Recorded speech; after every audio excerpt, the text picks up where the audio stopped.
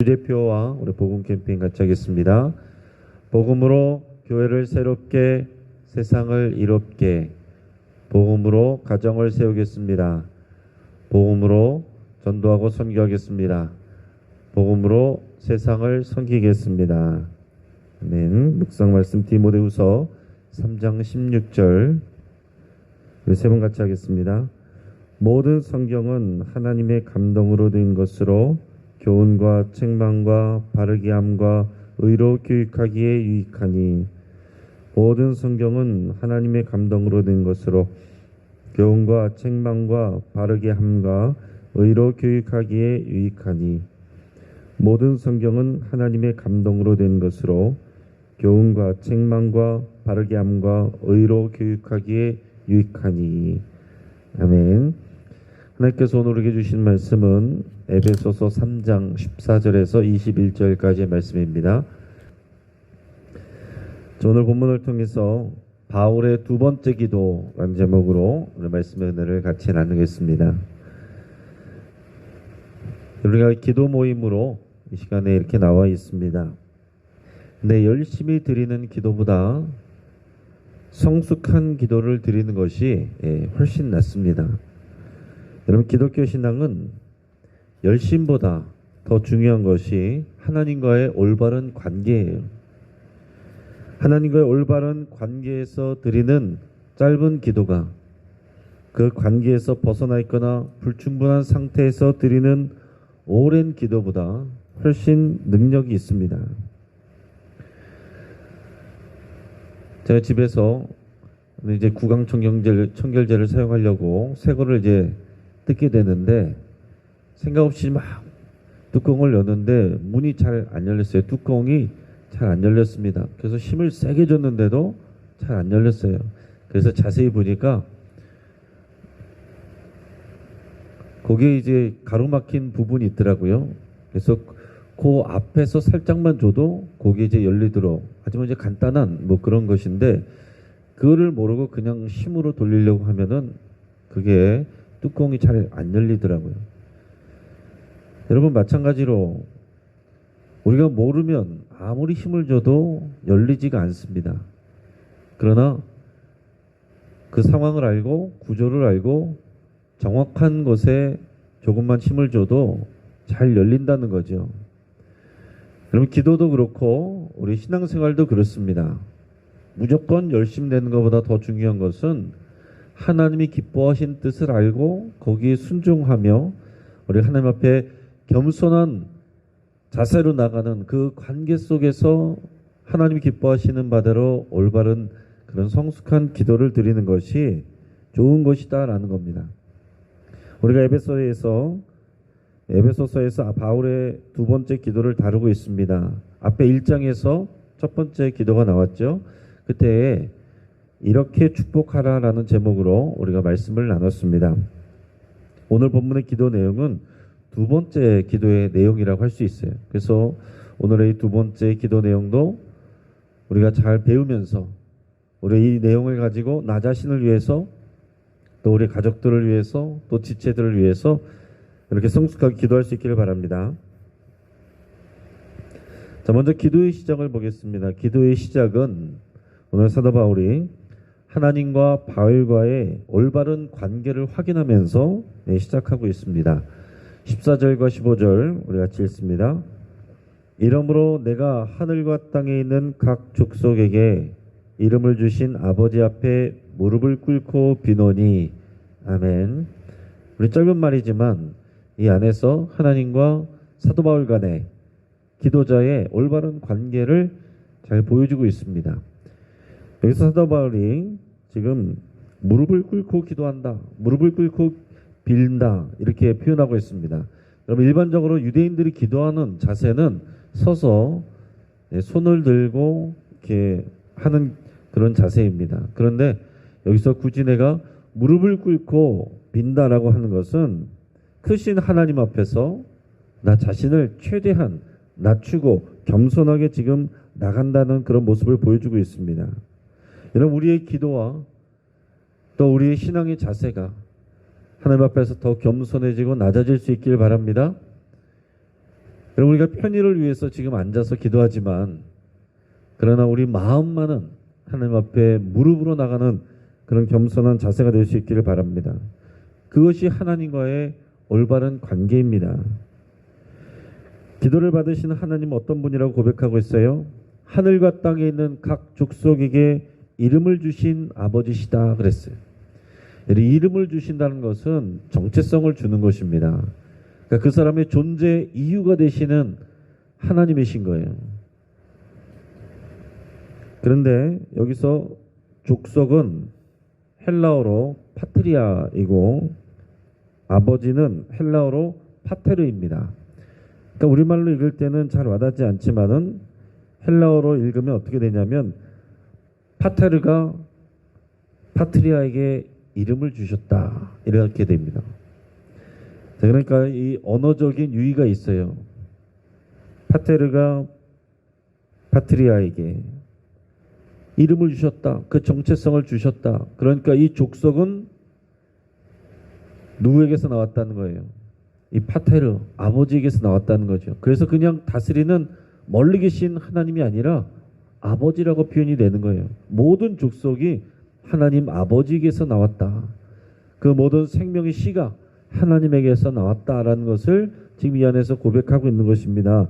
간단한 표현이지만 이 안에서 우리 모든 존재의 이유가 시작이 하나님에게서 왔다라는 거예요. 실제적으로 하나님께서 아브라함을 선택해 부르셨고 그의 후손이 결국 야곱의 아들 12명이 12족속이 돼가지고 12지파가 돼서 이스라엘이 됐잖아요. 그래서 그 민족이 된 것입니다. 이 하나의 아버지로부터 그렇게 나왔고 결국 그 민족은 하나님에게서 온 거예요. 아브라함에서 시작했지만은 그 위로 가면 하늘에 계신 아버지, 하늘에 계신 이 파테르가 우리의 모든 존재의 이유가 되신다는 것을 고백하고 있는 것입니다. 그러면서 더 나아가서 하늘과 땅에 있는 하늘과 땅을 얘기하면서 이 아버지는 그냥 이 땅에서만 우리에게 생명을 주는 그런 아버지가 아니라 하늘과 땅에 있는 모든 고난을 가지시고 하늘과 땅에 있는 모든 은혜를 주시는 그리고 모든 존재에게 생명을 주시는 그런 파테르가 되시는 분이다. 이런 고백이에요. 그렇기 때문에 그런 크신 하나님을 알면 알수록 하나님 앞에 나갈 때 더욱 낮아질 수밖에 없는 것입니다. 성도들 중에 모든 성도들 중에 지극히 작은 자보다 더 작은 나에게 여러분 우리가 복음을 알아가면 알아갈수록 겸손해지는 것입니다. 하나님을 알아가면 알아갈수록 하나님이 더 크신 하나님이라는 걸 알게 되고 그러면 그럴수록 내가 더 작다는 것을 고백하게 됩니다. 여러분 이것이 성숙해지는 모습이에요. 신앙생활 오래 할수록 겸손해지는 것이 말씀을 통해서 우리가 성숙해지는 모습이지 신앙생활 오래 했다라고 해서 점점 어깨에 힘이 들어가고 커지는 것은 말씀이 제대로 들어가지 않는 것입니다. 신앙생활이 아니라 종교생활, 교회생활에 익숙해지는 거예요. 우리가 이 말씀을 간단한 말씀을 통해서도 우리가 좀 깊이 좀 생각할 수 있길 바랍니다. 기도할 때 사도 바울이 어떤 관계로 하나님 앞에 나아가는지를 바라보면서 오늘 이 시간 우리가 하나님 앞에 기도함으로 나갈 때 하나님께서 우리를 불러주셨고 하늘과 땅에 계신 모든 족속에게 이 모든 생명에게 저와 여러분들에게 생명을 주신 우리의 아버지 하나님께 우리가 겸손히 간절한 마음으로 올바른 관계 가운데서 기도하며 나갑니다. 이 고백과 자세가 우리에게 있기를 바랍니다. 그러면서 이제는 기도를 하는데 세 가지를 기도를 합니다. 자, 먼저는 16절과 17절이 하나의 기도입니다. 그래서 우리가 그냥 한글 성경으로 보면 16절 또 17절 우리가 따로 보기 쉬운데 이 원문으로 보면 이게 세 개의 구조로 되어 있습니다. 그래서 우리가 16절, 17절을 하나로 묶어서 볼 수 있는데요. 그 내용을 간추리면 성령님과 그리스도가 마음에 거하시기를 이렇게 기도하고 있습니다. 그러니까 이 성도들을 위해서 기도하면서 여러분들의 마음 안에 성령님이 계시고 또한 그리스도가 계시기를 기도합니다. 이렇게 기도하고 있어요. 우리 16절 17절 말씀을 같이 읽겠습니다. 그의 영광의 풍성함을 따라 그의 성령으로 말미암아 너희 속사람을 능력으로 강건하게 하시오며 믿음으로 말미암아 그리스도께서 너희 마음에 계시게 하시옵고 너희가 사랑 가운데서 뿌리가 박히고 터가 굳어져서 아멘. 자, 16절에서는 성령님이 성도의 속사람을 강건하게 하시기를 축복하고 있습니다. 지금 어려운 상황 가운데 있고 곤란한 상황 가운데 있고 또 핍박과 환난 가운데 있는 에베소 교회의 성도들, 그 성도들을 위해서 기도할 때 그들의 속사람을 성령께서 임하셔서 강건하게 해주시기를 기도하고 있습니다. 여러분, 모든 문제가 끝나면 그때부터 내가 신앙생활 열심히 하겠다. 절대로 그렇게 되지 않습니다. 세상의 문제는 계속 생겨나게 돼 있고 하나님 나라가 가까이 옴을 볼수록 여러 가지 없던 문제들이 생기게 돼 있습니다. 코로나 끝나면 열심히 해야지. 경제가 피면 열심히 해야지. 지금 당장 어려운 게 사라지면 열심히 해야지. 그러다 하나님 갑자기 불러 가시는 거예요. 오늘 말씀에서처럼 문제는 있지만 우리의 속사람이 강건하게 되는 게 우리가 해야 될 기도입니다. 근데 그 속사람을 우리가 마음을 결단한다고 해서 잘해보자, 이겨보자, 견뎌보자 이래 갖고 되는 게 아니라 성령님이 오셔서 우리 속사람을 강건하게 해주셔야 된다는 거죠. 그래서 이 기도는 성령님이 여러분들의 마음에 임하시기를 기도하는 기도입니다. 그래서 성령님이 여러분들의 속사람을 강건하게 해주시기를 축복하고 있어요. 성령님은 어떤 분이십니까? 연약한 우리를 돕기 위해서 오신 보혜사 하나님이세요. 우리를 돕는 자예요. 돕는 자. 보혜사라는 말은 잘 쓰는 말이 아니지만 보혜사라는 말이고 영어로는 보면 컨설턴트 또 카운셀러 뭐 이렇게 돼 있어요. 그러니까 우리를 상담해 주는 분, 도와주시는 분, 이런 분이에요. 그러니까 우리를 돕기 위해서 오신 성령님, 예수님을 믿으면 우리 안에 계시는데 또 우리가 위에서 기도할 때는 우리 안에 계신 성령님이 또 우리 안에 속사람을 강건하게 하시고 또 능력과 관계될 때는 위에서 또 부어진다는 그런 표현을 써요. 성경에서 보면. 그래서 우리도 그렇게 기도할 수 있는 것입니다. 우리 안에 계신, 여러분 안에 계신 성령님이 여러분의 속사람을 강건케 하시고 또 위에서 새롭게 부어져서 여러분들에게 능력이 충만하기를 이렇게 우리가 기도합니다. 이렇게 축복하면서 기도할 수가 있는 거예요. 자, 하나님은 어떤 분이십니까? 그저 멀리서 우리를 잘하나 못하나 심판하시는 그런 분이 아니세요. 이렇게 노려보고 있다가 잘못하면 그때마다 막 찍찍질하고 그런 분이 아니라 우리가 연약함을 아시기 때문에 그 아들 예수 그리스도를 보내주시고 또 아들 예수 그리스도를 다시 불러오실 때 우리를 도우실 성령님을 보내주시는 그런 하나님이신 겁니다.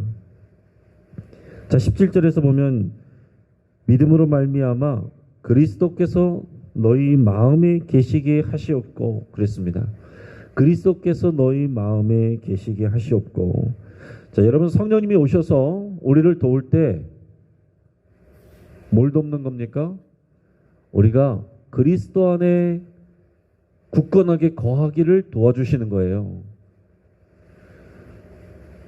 자, 어떤 교회는 하나님 아버지만 강조하고 어떤 교회는 그리스도만 강조하고 어떤 교회는 성령님만 강조하고 그게 아닙니다. 그건 일부분적인 거예요. 하나님이 우리에게 그리스도를 보내주셨고 그리스도가 우리에게 성령님을 보내주셨는데 오셔서 성령님이 우리에게 하시는 일은 우리가 그리스도 안에 굳건하게 서 있기를 도와주시는 겁니다. 그거를 도와주시는 거예요. 그래서 다 연결이 되어 있는 것입니다. 우리가 그리스도 안에 있으면 하나님의 모든 은혜와 신령한 복을 그 안에서 다 받는 거거든요. 그러니까 우리는 그리스도 안에만 있으면 되는데 우리 힘으로 잘 안 되고 성령의 도우심을 받는 겁니다. 그래서 우리가 기도해 줄 때에 성령이 오셔서 도와주는 그 근본 목적은 우리가 그리스도가 우리 안에 계시게 하는 거예요. 그리스도가 우리 안에 있고 우리가 그리스도 안에 거하는 것이 이것이 신앙생활의 핵심이고 그것이 승리입니다. 그래서 축복하면서 그리스도께서 너희 마음에 계시게 하시옵고 너희가 사랑 가운데서 뿌리가 박히고 터가 굳어지기를 축복합니다. 이렇게 기도하고 있습니다. 그 사랑이란 것은 결국 뭡니까? 우리 안에 사랑이 없어요. 그리스도 안에서 나타내 주신 그리스도의 사랑, 그 사랑은 하나님 아버지의 사랑이죠. 그러니까 우리 안에 그리스도가 계신다는 것은 하나님의 사랑이 우리 안에 거하시는 겁니다. 저 여러분들이 예수님을 믿으면 그리스도가 우리 안에 계시고 우리가 그리스도 안에 거한다는 것은 그리스도가 우리 안에 거한다는 것은 우리가 하나님의 사랑 안에 거한다는 말과도 같은 말입니다. 그러니까 우리가 그리스도 안에 거하면서 우리가 두려움 가운데 있을 것이 아니고 우리는 하나님의 사랑 안에 거하는 거예요. 오늘 이것을 다 이제 복합적으로 믿음으로 고백하면서 이렇게 우리에게 축복하고 있습니다. 예수 그리스도는 우리를 향한 하나님의 사랑의 확실한 증거예요. 실제적으로 하나님이 눈에 보이는 인간의 모습을 입고 이 땅에 오셨잖아요. 이런 놀라운 일이 어디 있습니까? 그 예수님이 십자가에서 죽으신 걸로 끝난 것이 아니라 부활하셔서 정말로 이분이 예수님이 하나님의 아들이시고 우리를 위해서 오셨다는 것을 증거하신 겁니다. 우리는 그 증거를 가지고 신앙생활하는 사람이지 막연히 잘 되기를 바라는 마음으로 뭐 그렇게 간절히 열심히 기도해서 복을 받으려는 그런 종교가 아닙니다. 그래서 우리는 언제나 이 기도처럼 내 자신 안에 그리고 우리 가족들 안에 또 우리 성도들 안에 성령님이 계시고 또 그리스도가 계시기를 굳건하게 계시기를 이렇게 기도해야 됩니다. 더 정확하게 표현하면 무슨 얘기겠어요?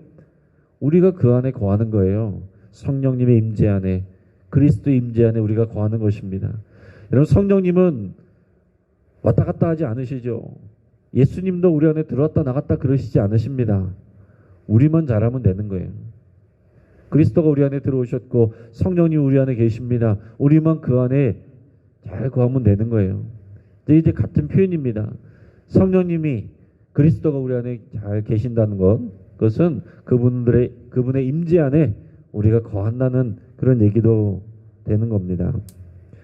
그렇기 때문에 우리가 서로를 축복하며 우리 성령님이 그리스도가 우리 안에 계시고 우리가 그 안에 굳건하게 거하기를 이렇게 축복하면 되겠습니다. 자, 두 번째는 그리스도의 사랑을 알기를 기도하고 있어요. 18절에서 19절 전반절까지 읽겠습니다. 능히 모든 성도와 함께 지식에 넘치는 그리스도의 사랑을 알고 그 너비와 길이와 높이와 깊이가 어떠함을 깨달아. 아멘. 여기까지요. 여기까지가 또 하나의 두 번째 기도입니다. 그래서 바울 사도는 에베소 교회 성도들이 그리스도의 사랑을 깊이 깨닫고 누리기를 축복하고 있습니다. 그리스도의 사랑을 깨닫지 못하면 여러분 우리 신앙생활이 어떻게 되겠습니까? 고역이 될 수밖에 없는 거죠. 구원받기 위해서 괴롭고 힘든 일을 참아내는 것, 이게 신앙생활이라고 여길 수 있는 겁니다. 그러나 예수 그리스도는 우리에게 사랑으로 오셨어요. 우리가 아직 죄인일 때에 하나님은 그 독생자를 우리에게 내주셨습니다. 예수님은 자신의 모든 살과 피를 내주셨습니다. 우리에게 그리스도가 오신 것은 사랑으로 오신 거예요. 예수 그리스도는 우리를 향한 하나님의 사랑의 분명한 결실이고 증거입니다. 그러면서 이것을 더 아름답게 표현할 때 19절에서 그 너비와 길이와 높이와 깊이가 어떠함을 깨닫기를 기도한다. 이렇게 말하고 있는 겁니다. 우리가 다 그리스도의 사랑을 알죠. 그리스도가 우리를 사랑한다는 건 모르는 사람이 없습니다. 그러나 더 깊이 알기를 바란다. 그렇게 축복하는 겁니다. 그 너비와 길이와 높이와 깊이가 어떠한지를 더 알기를 바란다. 이미 우리가 그리스도의 사랑을 받아서 교회가 되고 성도가 되었는데 그 입체적인 더 풍성한 그 사랑을 더 알아가기를 원한다. 우리가 많이 안다는 것 같지만 하나님의 사랑은 알면 알수록 더 크고 놀랍다는 것을 지금 간증하고 있는 거죠. 예수 그리스도의 사랑의 차원은 다차원적입니다. 우리가 말씀을 통해서 하나님을 알아가면 알아갈수록 그 비밀을 알아가면 알아갈수록 하나님의 사랑은 그리스도의 사랑은 더 크고 놀라운 것이 됩니다. 우리가 그리스도의 사랑을 더 깊이 깨달을 때 우리 신앙생활이 쉬워지는 거예요. 여러분 신앙생활 참 고단하다, 힘들다, 교회 다니는데 스트레스 쌓인다. 우리가 그리스도의 사랑을 더 깊이 알아야 됩니다. 더 깊이 누려야 됩니다. 알죠. 우리는 그 수준에서 더 깊이 그리스도의 사랑 안으로 들어가야 되는 거예요. 내가 아는 것 같지만 더 깊은 사랑으로 들어가야 되는 거예요. 여러분 우리가 부부간의 사랑도 어떻습니까? 서로 사랑해서 뜨겁게 사랑해서 결혼한 분들이지만 그럼에도 불구하고 살아도 저 사람을 모르겠어. 말이 안 통해. 그냥 정으로 사는 거야. 의리로 사는 거야. 그런 말들도 하잖아요.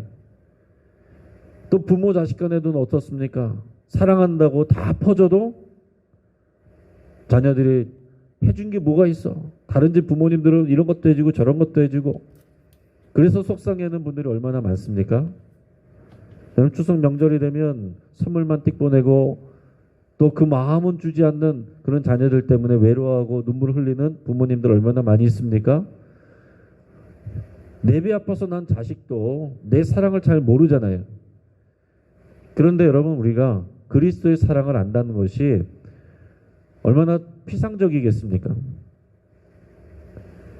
그리스도의 사랑을 우리가 몇 %나 알고 있겠어요? 뒤집어서 여러분 이렇게 생각해 보시기 바랍니다. 내가 지금 알고 있는 그리스도의 사랑은 아주 일부분이다라는 거죠. 내가 더 누려야 될, 내가 더 깨달아야 될 그리스도의 사랑은 훨씬 더 크다라는 것. 내가 상상한 것 그 이상이라는 것. 그거를 우리가 더 알아가는 것이 신앙생활이다. 그리스도의 더 큰 사랑을 더 깨달아가는 것이 신앙생활이다. 여러분 얼마나 신나고 즐겁습니까? 고행 속으로 들어가는 것이 아니라 그 큰 사랑을 깨달아가는 것이 신앙생활이다. 여러분 이렇게 신나고 즐거운 신앙생활 되시기를 축복합니다. 여러분 우리들의 모든 문제는 그리스도의 사랑을 더 깊이 깨달을 때 문제는 문제가 아닌 것이 되는 거예요. 그 문제 해결에 초점 맞추고 있던 우리가 기도를 올바르게 하면 성령의 인도하심을 따라 그리스도의 크신 사랑을 깨닫게 되고 발견하게 되고 누리게 되면 어느새 문제는 문제가 아닌 것이 되고 오히려 그것이 감사의 제목이 되고 이것이 건강한 성숙해지는 신앙생활의 모습입니다. 그리스도의 사랑, 그 사랑을 입체적으로 깨달으시고 누리시기를 축복합니다. 그리고 마지막에는 하나님의 충만하심을 누리기를 기도한다라고 그랬어요. 19절 후반절에서 20절 같이 있습니다. 하나님의 모든 충만하신 것으로 너희에게 충만하게 하시기를 구하노라. 우리 가운데서 역사하시는 능력대로 우리가 구하거나 생각하는 모든 것에 더 넘치도록 하실 이에게. 아멘. 여기서 그랬습니다. 하나님의 모든 충만하신 것으로 너희에게 충만하게 하시기를 구하노라.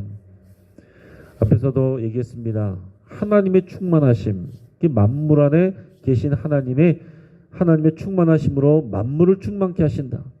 교회를 통해서 충만하게 하신다. 그랬어요. 이게 너무 큰 개념이어서 이게 잘 와닿지가 않습니다.